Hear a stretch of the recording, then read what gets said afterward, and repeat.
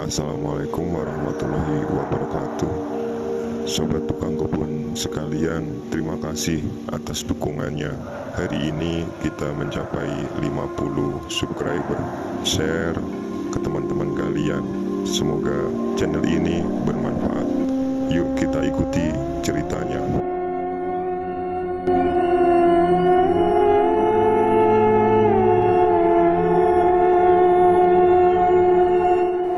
Untuk cerita kali ini, Sumpah Pocong. Tahun 2005. Suara HP-ku berbunyi. Halo, Assalamualaikum Pak. Halo, Waalaikumsalam Dung. Gimana kabarmu? Gimana kabar kuliahmu? Alhamdulillah semuanya lancar Pak. Kabar saya sehat. Bapak Ibu sehat kan? Syukurlah nak, Bapak Ibu sehat. Kemudian seketika hening. Aku tak dengar lagi suara bapak dari telepon. Yang kudengar hanyalah suara lelaki tengah menahan isak tangisnya. Feelingku benar. Sepertinya bapak sedang tidak baik-baik saja. Sudah kuduga. Sejak kuangkat gagang telepon, suara dan nada bicara bapak tidak seperti biasanya. Pak, bapak kenapa? Gak apa-apa nak. Kamu buruan pulang ya. Kalau bisa minggu depan. Bapak mau ngomong sama kamu. Iya Pak, insya Allah saya pulang minggu depan. Sejenak aku berpikir bagaimana agar minggu depan bisa aku penuhi permintaan Bapak untuk pulang. Karena jujur saja, aku berkuliah sambil bekerja di kota metropolitan. Aku tidak ingin menambah beban Bapak yang hanya seorang sopir angkot di Jawa. Aku mengambil kerja paruh waktu sebagai seorang waiters di sebuah kafe di Jakarta Selatan. Gajinya lumayan. Bisa kukumpulkan untuk membayar uang semesteran dan biaya hidup sehari-hari. Malam harinya aku mencoba izin kepada pemilik kafe untuk mengambil cuti minggu depan. Syukurlah atasanku itu sangat baik hati dan langsung mengizinkan. Singkat cerita, aku tiba di hari aku pulang. Aku menuju ke terminal bus dan naik ke bus jurusan kota di Pulau Jawa. Aku menempuh perjalanan 8 jam. Sampai laku di terminal kotaku. Aku lanjutkan dengan naik ojek menuju rumah. Assalamualaikum. Aku membuka pintu rumah. Rumah terasa sunyi dan sepi. Aku menuju kamar bapak dan ibu. Karena tidak kutemui siapapun di rumah. Namun di kamar pun mereka tidak ada. Aku lihat jam pukul 14.20 WIB. Aneh, biasanya bapak sudah pulang. Dan ibu selalu di rumah, hanya seorang ibu rumah tangga. Mungkin sedang pergi ke tetangga, pikirku. Aku pun merebahkan tubuhku di kamarku. Sudah 2 tahun aku tidak pulang ke kampung. Rumah ini terasa masih sama. Baunya, suasananya, kehangatannya tak banyak berubah. Sampai tak terasa aku memejamkan mataku dan terlelap dalam tidurku.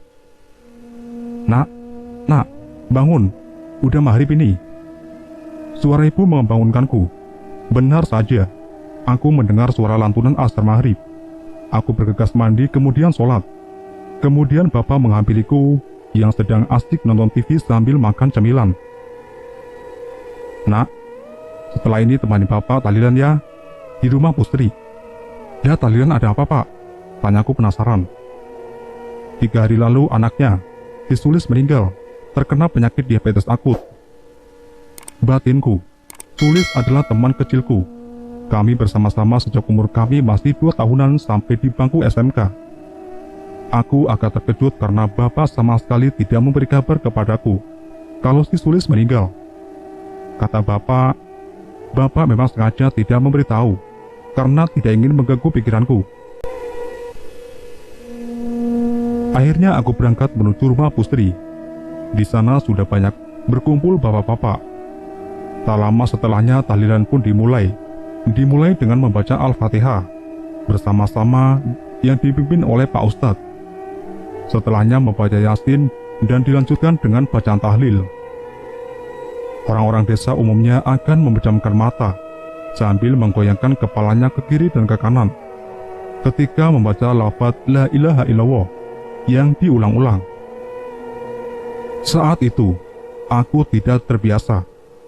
Hanya sedikit menunduk dan memandang ke seluruh bapak-bapak di sana. Semua terlihat busuk, ada juga yang mengantuk. Tiba-tiba telingaku berdenging sangat kencang sampai terasa sengri. Saking sakitnya aku sampai refleks menutup telingaku dengan kedua tanganku. Aku mendesis kesakitan, namun anehnya, bapak yang ada di sampingku sama sekali tidak bergeming. Padahal aku mengadu cukup keras, bapak tetap fokus membaca tahlil. Lalu samar-samar aku melihat ke arah kaca jendela, karena kebetulan aku duduk di depan kaca jendela yang mengarah langsung ke teras dan halaman depan. Di sana aku melihat bayang-bayang Putri, berwujud pocong, dan wajah itu aku mengenalinya. Dia adalah almarhum Sulis temanku. Wajahnya hitam, menatapku nanar. Ada kesedihan yang tak mampu ia sembunyikan. Tak lama setelah itu sosok Sulis menghilang. Seketika itu pula, denging di telingaku berhenti. Tahlilan pun selesai. Seperti biasa, keluarga Sulis membagi-bagikan nasi berkat. Aku dan bapak pun bergegas pulang. Rumahku tidak terlalu jauh, hanya berjarak 4 rumah saja. Sesampai di rumah, aku mulai membuka obrolan. "Pak, sebenarnya Sulis meninggal kenapa sih?" tanyaku sembari membuka toples cemilan di meja depan TV. "Kan sudah tak bilangin, dia kena diabetes akut loh," jawab bapak. Karena malam semakin larut, aku memilih tak melanjutkan pertanyaanku kepada bapak. Aku masuk ke kamarku dan berniat untuk tidur, namun sudah setengah jam berlalu. Aku belum juga bisa tidur. Bayang-bayang sosok Sulis selalu diingatanku. Jam sudah menunjukkan pukul 11. Aku mematikan lampu kolam yang ada di kamarku. Namun masih dapat sorot rembulan yang masuk melalui kaca jendela kamarku. Jadi kondisi cahaya di kamarku menjadi temaram. Kebetulan ranjangku berada di samping jendela. Posisi jendela ada di kakiku. Jadi aku tidur menghadap ke arah jendela dan lemari. Tiba-tiba ada yang mengetuk kaca jendela. Ranjang menempel di tembok dan di sebelah kanan ada jendela. Perlahan aku mendekati jendela, berusaha mengintip apa yang ada di luar. Jujur, sebenarnya sangat merinding. Jelas aku mulai takut kala itu, karena sejak di rumah Sulis tadi pun sudah diperhatikan sosoknya. Namun aku memberanikan diri untuk sesegera mungkin melihat keluar jendela, dan tidak ada siapa-siapa. Tidak ada apa-apa, aku pun terlelap tidur. Keesokan harinya, ketika aku baru bangun, aku melihat ibu dan papa berlari keluar rumah. Di luar rumah juga sudah ramai beberapa warga yang sedang kalang kabut. Bu, ada apa bu?" tanyaku berusaha mencegah ibu yang wajahnya memerah. "Ayo nak, ayo ikut ke rumahnya Bu Sri," pinta ibu tanpa menjelaskan apa yang sebenarnya tengah terjadi. Aku yang penasaran pun hanya mengikuti saja. Di rumah Bu Sri sudah ada seorang mbah tua. Aku tahu beliau adalah sesepuh desa, namun lebih mirip seperti Mbah Dukun. Ada sekitar 8 warga termasuk aku, bapak dan ibu yang berkumpul di sana. Betapa terkejutnya aku ketika ada seorang wanita muda yang sedang berbaring di ruang tengah dan sedang dipakaikan kain kafan oleh Bu Sri dan ibu-ibu yang lain. Kulihat Bu Sri menangis sesenggukan. Aku benar-benar bingung apa yang sebenarnya terjadi. Namun, alih-alih bertanya kepada orang tuaku, aku memilih diam dan melihat siapa saja yang akan mereka lakukan. Setelah wanita muda tadi selesai dikafani, dia dibaringkan di tengah-tengah kami yang sudah duduk melingkar di ruang tengah. Aku tidak tahu siapa wanita tersebut, namun sepertinya bukan warga desaku. "Sudah ya, Bapak Ibu, bisa dimulai ya. Bu Sri, silahkan siapkan apa yang saya minta," ucap Mbah Tua. Bu Sri pun masuk ke dalam dapur dan kembali keluar dengan membawa berisikan bunga-bungaan, daun bidara, air dalam gelas kecil, telur ayam kampung, pisang, kemenyan, dan beberapa benda lain. Tampah tersebut diletakkan di atas kepala wanita yang dikafani, menyerupai pocong. Kemudian wanita tersebut mulai memejamkan mata. Aku dan warga hanya terdiam menyaksikan Mbah Tua yang mulai merapal kalimat. Aku tidak tahu pasti apa yang dia katakan, karena tidak begitu jelas dan menggunakan kosakata Jawi. Namun ada yang membuyarkan fokusku. Aku melihat bayangan sosok Sulis terbaring di samping wanita yang dikafani. Sosoknya sama berbentuk pocong. Perutku terasa sangat mual melihat sosok tersebut. Tiba-tiba, HP-ku bergetar di saku celana. Kulihat ada panggilan masuk dari nomor tidak dikenal. Karena aku berpikir tidak penting, jadi aku matikan saja. Namun nomor tersebut terus-menerus menelpon. Aku mohon izin keluar sebentar untuk mengangkat telepon. Halo, siapa ini? Kidung, rupanya kamu sudah pulang kampung ya? Pasti kamu terkejut. Wanita jalangmu sudah mati. Kamu lihat saja ke depannya akan lebih mengerikan, ucap seorang laki-laki di seberang. Halo, halo, siapa ini? Jangan macam-macam sama saya, bentakku. Namun sambungan telepon terputus begitu saja. Aku bersikap setenang mungkin agar tidak membuat orang tuaku khawatir. Aku pun kembali masuk ke ruang tengah rumah Busri. Namun saat aku kembali, warga dan orang tuaku termasuk Busri tidak ada di sana.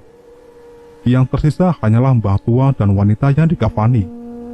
Masuklah ke kamar, kalau nggak pingin ke bawah-bawah, ucap Mbah Tua kepadaku. Aku pun bergegas masuk ke kamar yang ternyata sedari tadi ada bapak menunggu di pintu kamar sambil melambaikan tangan kepadaku. Aku dan yang lain bersembunyi di kamar itu, sambil sesekali mengintip ke ruang tengah. Karena kamar tempatku bersembunyi memang ada ruang tengah. Beberapa saat kemudian, ada suara wanita berteriak kencang. Lebih terdengar seperti nada marah. Samar-samar kudengar Mbah Tua ketakutan. Keluarlah, pulanglah dan pergilah. Ini bukan tempatmu. Ini bukan duniamu. Salahmu sendiri sudah menyalahi takdir Tuhan. Salahmu sendiri sudah berani menentang sumpahmu. Sekarang tidak perlu lagi dikejar-kejar. Sumpahmu sudah mati. Siapa yang menanam pasti akan menuai. Bentak Mbah Tua kepada entah siapa yang dia tengah berteriak. Sejenak aku dan yang lain mengintip dari celah pintu, saking penasaran. Ternyata wanita yang dikafankan tadi tengah melayang dengan suara yang meraung-raung, penuh amarah. Terlihat wanita itu seperti hendak menyerang Mbah Tua, namun selalu terpental mundur ketika Mbah Tua menyodorkan benda seperti tasbih. Namun aku yakin itu bukan tasbih ke depan wajah wanita itu. Namun wanita itu tak gentar, justru sosoknya semakin membesar dan kian tambah besar. Sekarang tingginya sampai menyentuh langit-langit rumah. Mbah Tua semakin ketakutan. Ruang tengah sudah hancur berantakan. Mbah, kesinilah. Kalau tidak kuat, Bapak mencoba memanggil Mbah Tua dari celah pintu kamar. Mbah Tua berlari ke arah kami. Setelah Mbah Tua masuk, Bapak segera mengunci pintu kamar. Wanita itu pun terdiam, tidak lagi dengar suaranya. Bapak perlahan membuka pintu kamar dan mengintip dengan satu mata. Tidak ada siapa-siapa di ruang tengah, entah kemana wanita itu pergi. Namun, tiba-tiba wanita itu berteriak. Teriakan wanita itu mengejutkan kami semua. Dengan wajahnya yang dia hadapkan langsung ke depan wajah Bapak. Wajahnya yang telah memerah dengan urat-urat yang menonjol, mata yang melotot dan darah yang terus keluar dari mulutnya. Bapak sangat kaget dan membanting pintu keras-keras. Bunyi pintu seperti dipukul-pukul menggunakan kepala. Gimana nih Mbah? Tanya Mbah Soni, salah satu warga kepada Mbah Tua. Sudah, sabar dulu. Sebentar lagi nanti akan sadar. Sulis tidak akan bisa merasuki tubuh manusia lama. Tunggu saja, jawab Mbah Tua tenang. Narti, ternyata wanita yang dikafani bernama Narti. Siapa dia? Batinku. Benar saja. Beberapa saat kemudian terdengar suara dari luar kamar. Mbah Tua membuka pintu dan Narti sudah tergeletak pingsan. Mbah Tua memerintahkan untuk segera melepas kain kafan dari badan Narti. Narti dibaringkan di sofa, lalu diminumi air putih, mendadak kening. Tidak satupun yang berkata-kata. Sri, setelah ini saya tidak bisa membantu apa-apa lagi. Anakmu sudah kelewat batas. Anakmu sudah menyalahi takdir Tuhan. Berbanyaklah berdoa kepada Tuhan, supaya anakmu bisa tenang di alam gaib. Celetuk Mbah Tua, membuyarkan kesunyian di rumah Pusri. Pusri hanya mengangguk pasrah, dan ada raut kesedihan di wajahnya. Kami pun segera membubarkan diri. Mbah Tua menggendong Narti yang belum terlalu sadar. Sesampai di rumah, aku membuka obrolan dengan ibu yang hendak memasak. Bu, tolong jangan ditutup-tutupi lagi. Sebenarnya apa yang terjadi kepada Sulis? Kok bisa kayak gini? Tanyaku mendesak ibu. Awalnya ibu masih menolak untuk bercerita, namun aku terus memaksa. Akhirnya ibu menceritakan apa yang terjadi kepada Sulis. Sudut pandang ibu. Sulis, ibu tahu betul bahwa dia adalah teman dekat anakku. Mereka sudah bersama-sama sejak mereka umur 2 tahun. Bahkan dulu, ketika aku dan Bu Sri hamil anak kami sempat punya rencana untuk nantinya. Ketika anak kami dewasa, kami akan menjodohkan mereka. Bukan tanpa alasan, Bu Sri pun karibu sejak bangku SMP. Sampai akhirnya, kami sama-sama menikah dan hidup bertetangga. Sulis adalah gadis yang manis. Matanya kecil, hidung mancung dengan lesung pipi yang menawan. Dulu aku sangat berharap bahwa kelak Sulis akan menikah dengan anakku, Kidung. Namun, sejak Kidung merantau ke Jakarta untuk kuliah, sepertinya hubungan mereka berdua menjadi renggang. Kidung jarang pulang kampung, sedangkan Sulis telah bekerja di sebuah koperasi rumah sakit. Mereka sama-sama sibuk, mungkin tidak pernah sempat saling melempar kabar. Akhirnya pada akhir tahun 2004, aku dan Bu Sri sempat berunding kecil-kecilan. Kami berencana untuk mengkomunikasikan niat baik kami kepada Sulis dan Kidung. Aku ingin, setelah Kidung wisuda, segera melamar Sulis untuknya. Namun pada pertengahan Maret 2005, ada berita kurang baik geger di desa. Kabarnya Sulis terpergok berzina dengan seorang pemuda di gubuk tengah sawah, tak jauh dari rumahnya. Namun meski begitu, Sulis masih mengelak bahwa dirinya tidak berbuat asusila. Dia mengakui bahwa memang sedang berpacaran dengan seorang pemuda di gubuk tengah sawah malam itu. Namun mereka hanya sebatas ngobrol dan santai, menikmati semilir angin di sawah. Berita cepat menyebar dari mulut ke mulut. Maklum orang desa. Aku sempat bertanya kepada Bu Sri, namun dia pun mengelak dan membela anaknya. Sejak beredarnya berita tersebut, Sulis seperti dikucilkan di pergaulan desa. Orang-orang yang membicarakannya, Sulis menjadi jarang terlihat keluar rumah. Dia keluar hanya ketika berangkat dan pulang kerja. Bu Sri pun memilih untuk menarik diri dari lingkungan sekitar. Yang masih biasa serawang atau kumpul-kumpul hanyalah Pak Rizwan suaminya. Pak Rizwan selalu bersikap seolah tidak terjadi apa-apa dengan anaknya. Sampai suatu ketika, saat Pak Rizwan ronda bersama ketiga warga lain, Pak Rizwan dibuat marah besar karena terlepukan dari salah satu teman rondanya, Pak Edi. Pak Edi secara sadar mengatakan bahwa anaknya mirip seperti wanita jalang, tidak punya sopan santun. Edi juga memojokkan Pak Rizwan agar Pak Rizwan selalu menjaga anak gadisnya, serta mengajarkan pentingnya harga diri. Terjadi perdebatan panjang malam itu.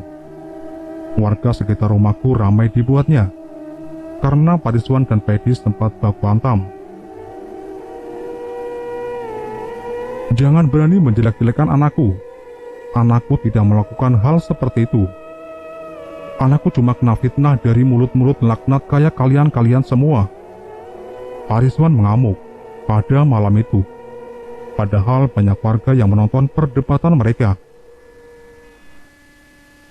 Setelah dipisahkan oleh warga, Pak Rizwan buru-buru pulang dan menanyakan secara terang-terangan kepada anaknya.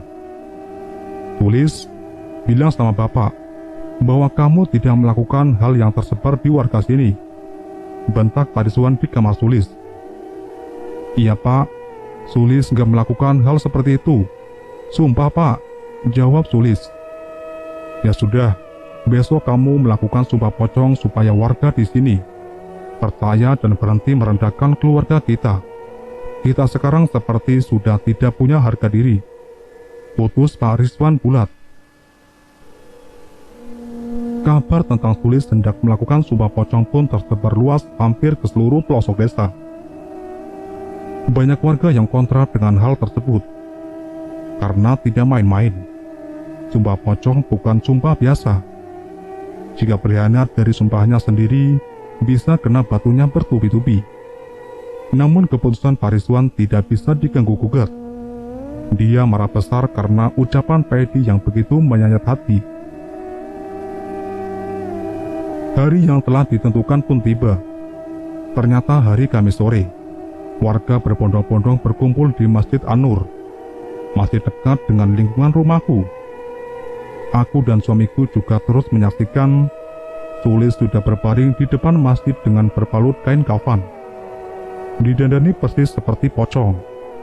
Lalu di sana ada Mbah Gandon atau Mbah Tua, sesepuh desa yang sudah bersiap membimbing ritual sumpah pocong. Ada pula Pak Ustadz yang ikut mendampingi.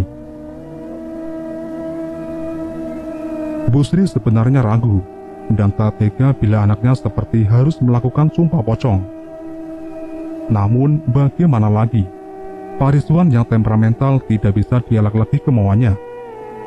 Sumpah pocong dimulai dengan ceramah dari Mbah Gandon dan Pak Ustadz yang menjelaskan maksud dari diadakannya sumpah pocong oleh Sulis, yaitu hendak meluruskan kabar yang beredar di masyarakat tentang dirinya.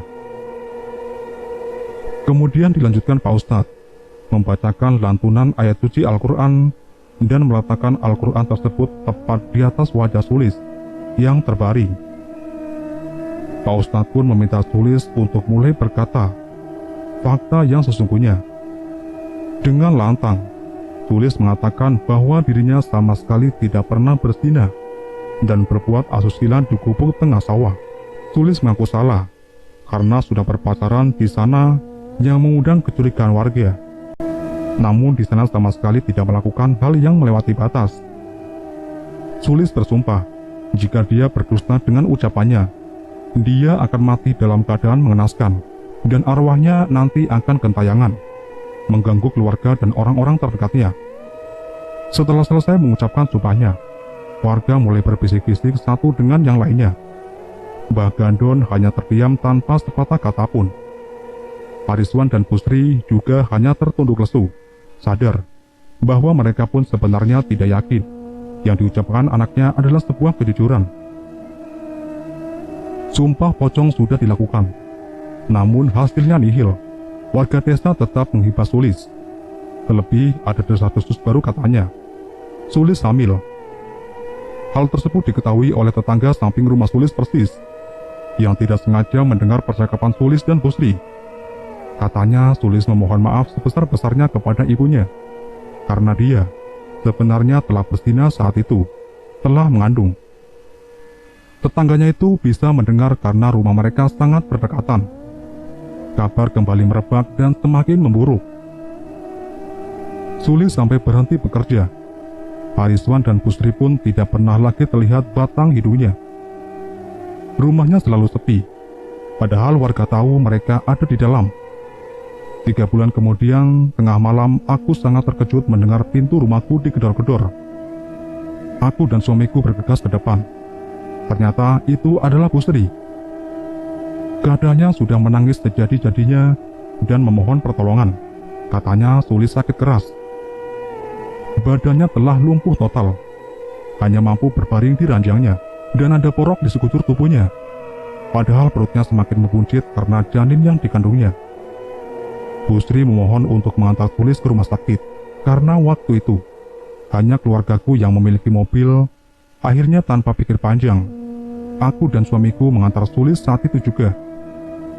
Sulis sudah seperti mayat hidup bila kulihat. Matanya terbuka, masih bernafas namun tidak bisa diajak bicara, dan tidak mampu bergerak. Borok di sekujur tubuhnya berbau sangat busuk. Sesampainya di rumah sakit, Sulis langsung ditangani oleh dokter. Hampir 3 jam kami menunggu hasil pemeriksaan dokter. Setelah itu, kami ketahui bahwa Sulis menderita diabetes akut yang membuat sekujur tubuhnya terluka dan bernanah. Setelah 1 hari dirawat, Sulis akhirnya menghembuskan nafas terakhir. Beruntung, kata dokter, janin dalam perutnya belum memiliki nyawa. Bentuknya pun belum sempurna. Bu Sri dan Pak Rizwan sangat terpukul atas kematian Sulis. Warga yang ramai melayat ke rumahnya justru memperlihatkan kebengisan mereka. Bahkan tak segan saling berbisik satu sama lain dan berkata bahwa ini adalah bukti kedustaan sumpah Sulis. Mampuslah, orang sudah kepergok gitu kok masih bisa ngelak, malah berani-beraninya sumpah pocong. Ginilah sudah kena karmanya, ucap salah seorang warga di sampingku. Sulis pun segera dimakamkan. Malam harinya, seperti biasa keluarga Sulis mengadakan tahlil 7 harian. Tepat di hari keempat setelah kematian Sulis, Idung pulang kampung. Sudut pandang ibu selesai. Aku mencoba mencerna apa yang diceritakan ibu. Namun rasanya masih tidak percaya bahwa Sulis seperti itu. Memang aku sempat ada perasaan suka saat SMK. Namun perasaan itu sudah pudar sejak aku merantau di Jakarta. Aku masuk ke kamarku dan mengotak-atik HP-ku. Aku melihat nomor tak dikenal yang tempo hari mendadak telepon. Aku coba panggil nomor tersebut, namun ternyata sudah tidak aktif. Aku sangat penasaran siapa sebenarnya laki-laki di telepon kemarin. Kenapa sampai mengancam aku? Sudut pandang Bu Sri. Setelah kematian anakku, aku seperti kehilangan semangat untuk hidup.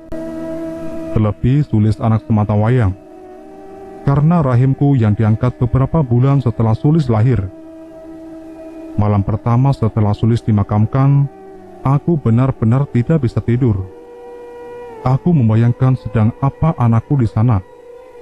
Apakah sedang disiksa atau sedang bahagia? Suamiku terlihat sangat stres karena dia yang menyuruh Sulis untuk melakukan sumpah pocong. Tak disangka Sulis berdusta dengan sumpahnya. Salah apa? Aku mengandung dia.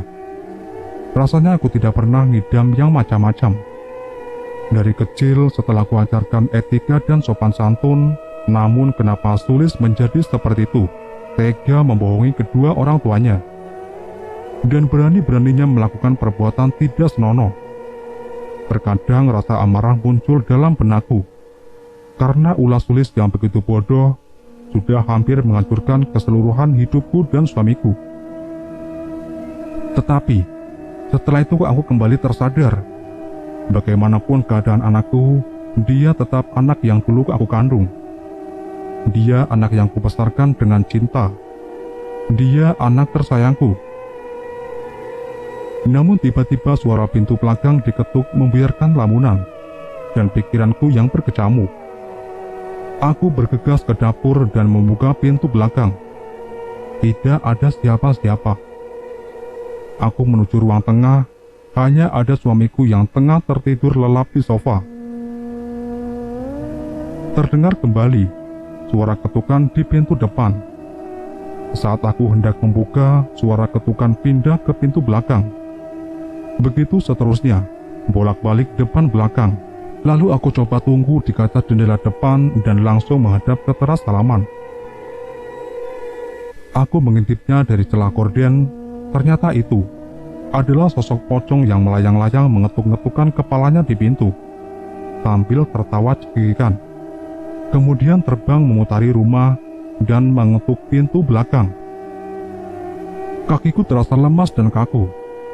Aku ingin segera berlari dan membangunkan suamiku, namun badanku benar-benar terpaku dan sulit untuk digerakkan. Sampai tiba-tiba sosok itu menyadari bahwa dirinya sedang diintip melalui gorden. Perlahan dia melayang mendekat ke arah kaca jendela dan berdiam diri di depan wajahku. Persis hanya terpisah kaca. Itu adalah Sulis anakku.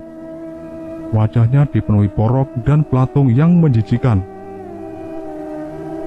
"Ibu, aku pingin pulang, Bu," ucapnya lembut dan pasrah. "Ibu, aku tidak punya teman di kuburan. Tolong bukain pintu, Bu." Namun seketika wajahnya yang tadi teduh berubah menyerangi ke arahku. Matanya merah melotot dan ada taring di giginya. Aku hanya bisa gelagapan menyaksikan hal tersebut. Ingin berteriak pun pita suaraku seakan habis. Hanya bisa bersuara seperti orang yang mengigau. Tak lama setelah itu aku pingsan. Ketika aku tersadar, aku sudah terbaring di kasur dan suamiku duduk di sampingku. "Bu, sudah sadar? Kamu tuh kenapa kok pingsan di ruang tamu?" tanya suamiku. "Ini jam berapa, Pak?" "Aku lama pingsannya ya?" jawabku sekaligus bertanya balik. "Ini jam 2:30. Gak lama, cuma 1 jam. Kenapa kau pingsan di ruang tamu?" Suamiku kian penasaran. Aku pun menceritakan detail kejadian yang tadi aku alami. "Kayaknya Sulis gak tenang di sana, Pak. Kita harus gimana ya? Apa perlu minta bantuan Bagandon?" Akhirnya aku dan suami sepakat untuk meminta bantuan Bagandon untuk sekedar menanyakan kepada Sulis apa yang dia mau.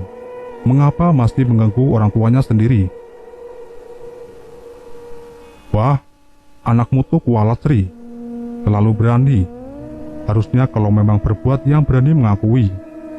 Lah ini kok malah ngelak sampai sumpah pocong segala. Dari awal kan aku sudah bilang ke kamu, Wan, jangan kamu korbankan anakmu sendiri. Mending kamu rawat itu bayi yang ada di perut Sulis," ucap Bagandon ketika aku dan suami menyambangi rumahnya. Aku bertanya kepada beliau, aku harus berbuat seperti apa? Bagandon hanya menyarankan untuk melakukan sebuah ritual untuk memasukkan roh Sulis ke dalam tubuh manusia. Tujuannya untuk ditanyai apa kemauannya. Setelah itu, Bagandon menyuruhku untuk mengadakan ruatan kecil-kecilan di rumahku untuk membersihkan rumah dan lingkungan sekitar dari hal-hal negatif. Aku dan suami pun menyetujuinya. Malam harinya, setelah aku bertemu Bagandon, laki-laki sosok Sulis masih terus mengganggu aku dan suamiku. Tepatnya setelah acara tahlil 7 harian selesai, aku beberes piring dan gelas kotor. Aku berniat untuk langsung mencucinya. Sedangkan suamiku membereskan tikar di ruang tamu dan ruang tengah. Aku mencuci piring di wastafel dapur. Di samping wastafel ada rak piring. Kemudian di samping rak piring ada kamar mandi. Ketika aku sedang menyapu seluruh piring dan gelas kotor, tiba-tiba piring dan gelas yang ada di rak piring berbunyi seperti ada yang menggoyangkan raknya. Awalnya masih lirih. Aku melihat ke depan, suamiku masih sibuk membereskan tikar. Bunyi piring dan gelas semakin keras. Aku berhenti sejenak dari mencuci piring dan memperhatikan sesuatu di samping rak piring. Tepatnya agak di depan pintu kamar mandi. Ada sosok pocong yang sedang menggeliat-geliat di sana. Badannya menyenggol rak piring, namun beberapa saat kemudian hilang.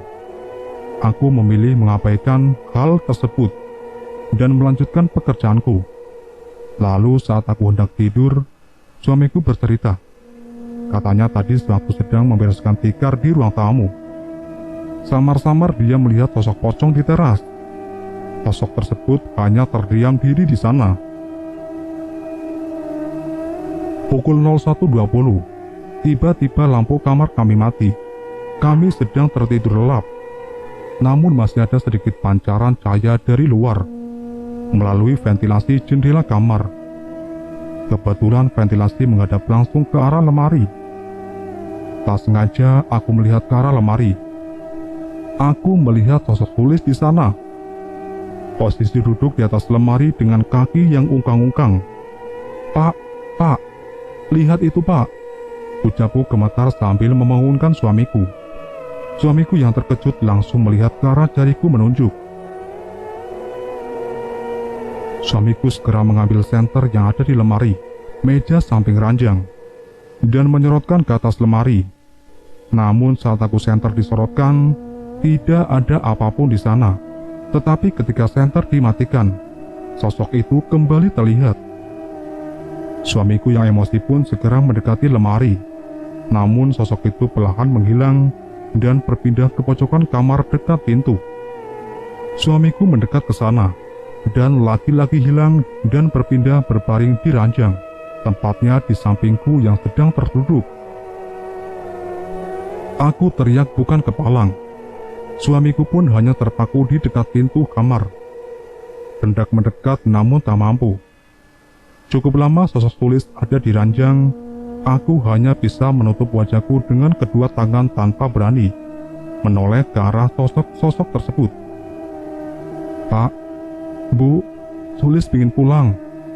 Tolongin Sulis, Bu. Pak, Sulis gak mau jadi pocong, ucap sosok tersebut diakhiri dengan tertawa cekikikan. Tak berselang lama, sosok itu pun menghilang. Namun di kasur bekas dia berbaring, menyerap bau busuk yang tak terkira. Bahkan ada bercak-bercak tanah basah kecoklatan. Aku segera menggulung sprayku dan bergegas merendam dengan air sabun. Niatku semakin bulat untuk menuruti saran Mbak Gandon. Pagi harinya aku melakukan ritual yang dibantu oleh Mbak Gandon, yaitu memasukkan arwah Sulis ke dalam tubuh manusia.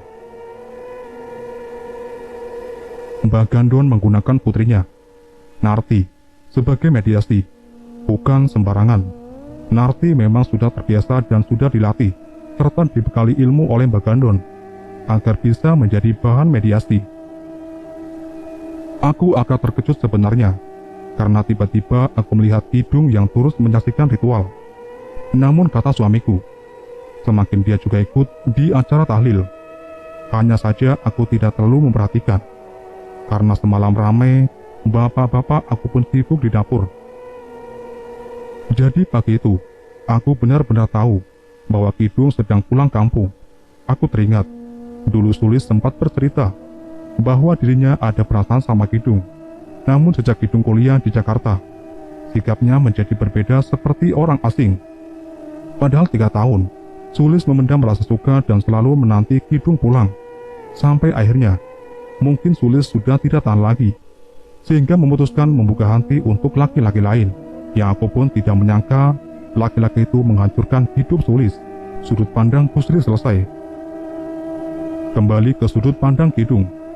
Beberapa hari setelah aku menyaksikan ritual di rumah Busri, aku melihat keluarga Busri mengadakan ruatan. Busri sendiri taruh kecil-kecilan. Beliau juga membuat gunungan buah-buahan dan sayur mayur.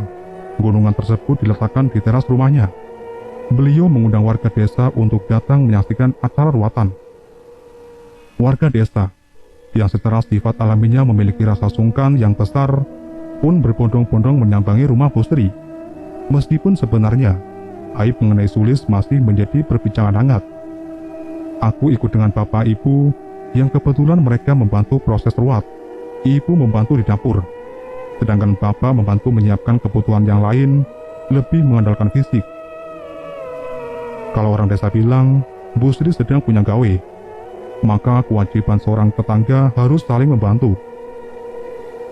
Aku memilih untuk menunggu sesuatu, untuk dikerjakan ketika diminta bantuan oleh siapapun yang ada di sana. Setidaknya aku stay di rumah Busri, agar bisa berguna bila sewaktu-waktu dibutuhkan. Busri juga mengadakan pagelaran wayang kulit, namun yang skala kecil. Di desa, ruat biasa dilakukan oleh orang-orang Sukerta, berada dalam dosa, atau orang yang punya kesalahan atau dosa, dan atau kesialan atau kemalangan. Maka tujuan ruat biasanya untuk membersihkan diri atau penyucian diri. Tidak terasa kursi-kursi di dalam taruh sudah terisi penuh. Kudengar Dalang sudah mulai ceritanya. Beberapa kali aku bertemu pandang dengan Busri. Tatapannya aneh, seperti ada kebencian terhadapku. Namun, aku memilih mengabaikan. Toh, tidak penting juga buatku. Acara ruatan selesai di sore harinya. Warga pun berebutan buah-buah dan sayur mayur yang ada di gunungan. Setelah itu, Busri dan Pariswan meminta perhatian para warga. Mereka mengakui kesalahan mereka dan anak mereka.